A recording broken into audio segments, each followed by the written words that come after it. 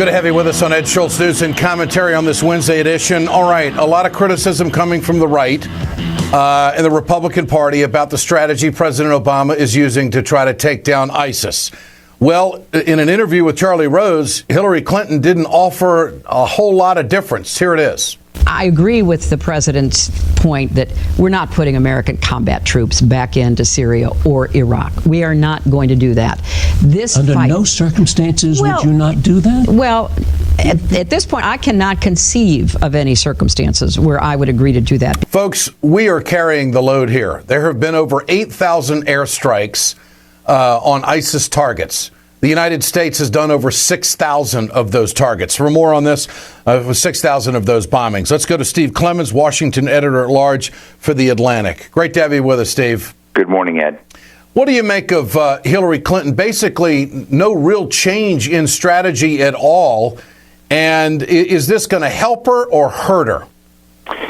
I think that, some of the things we haven't heard in that recent interview, but that she had said, which is a notch forward, is that she very much wants to see a no-fly zone implemented inside Syria. And so that's a slightly more muscular step than the president has done, and I think that inoculates her a little bit from the criticism that she's not doing anything more than this administration would do. Yeah. But I think that there is a fear out in the United States after watching what happened in Paris, after hearing about a bomb in Sharm el-Sheikh that came through somehow through the system of security inside an airport. And Americans are beginning to think, oh, my God, what happens if that happens here? And that is something that is creating a frustration with current policy and putting demands on both the GOP candidates and Hillary Clinton to sort of come up with something. What she doesn't want to say is if there was some incident in New York that was like Paris, yeah, we would be all in, and nobody wants to basically articulate that.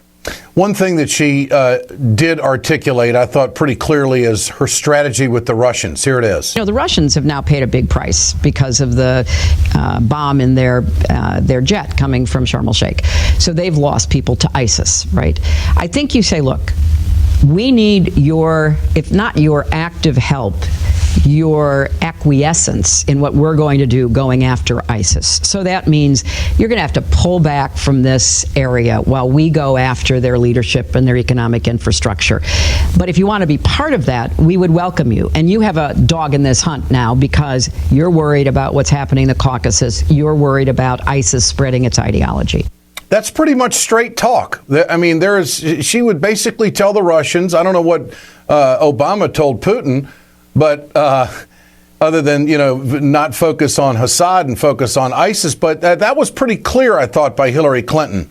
No, I think that was tough talk from Hillary. And I think it is a realist interpretation that Russia and the United States share some interests and we don't share some others. And on some of what's going on inside Syria, we can perhaps coordinate, communicate, and at least keep the Russians from getting in the way. My sense is she also needs to understand that the Russians are there in part to protect Assad and Russia's own interests in dictating the future of Syria from their perspective. And that's not going to be a love fest. That's going to be problematic, and we're not going to be on the same page because we don't agree with the Russians about protecting the current infrastructure of leadership inside Syria. So that's the $64 question. Can we get the Russians to work with us fighting ISIS and focus more on that than what their other interests are? And I don't know how you do that. Well, I think you can. I mean, I think one of the interesting things is that while I think Putin went into Syria and went into it in part to protect Assad, but also in part to embarrass President Obama, and he thought he was getting a quick hit against the U.S. and that made Russians look more muscular by having their first military involvement in the Middle East in 42 years. The problem with the bombing and with the other incidents that have now occurred is that it now forces Putin to go deeper. He's not in control of the situation anymore. His public is angry about the bombing of their plane, and the likely other deaths, the shoot down of the pilot. So if Putin wanted, his perhaps frivolous decision now has to be a serious one, because he's got skin in the game and he's got public pressure inside Russia that's going to demand more performance. And so the odd thing is Russia's and Vladimir Putin's course are now constrained by circumstances that he has no choice but to really take on ISIS in a more concrete way, because they've attacked Russia. Because of the political will of the people, that's going to force his hand. Okay. Yeah. All right. Donald Trump says that if he were in charge, he would target the families of terrorists. Now, I want to frame it this way. We're trying to put a coalition together to go after ISIS, a collective world gathering of powers that will have skin in the game to understand the severity of this problem. If we were to do that, what do you think that would do to the possibility of keeping a coalition together? Wouldn't there have to be other hands on deck that would go along with a strategy like that? I think Donald Trump's irresponsibility on a daily basis is just staggering.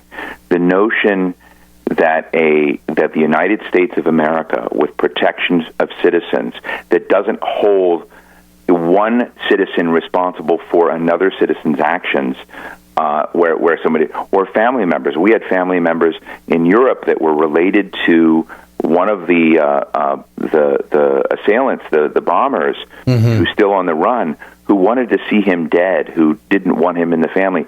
So Donald Trump's just in unbelievable, brutal disregard for the rights of people is something that won't hold any coalition together. It won't hold the United States together.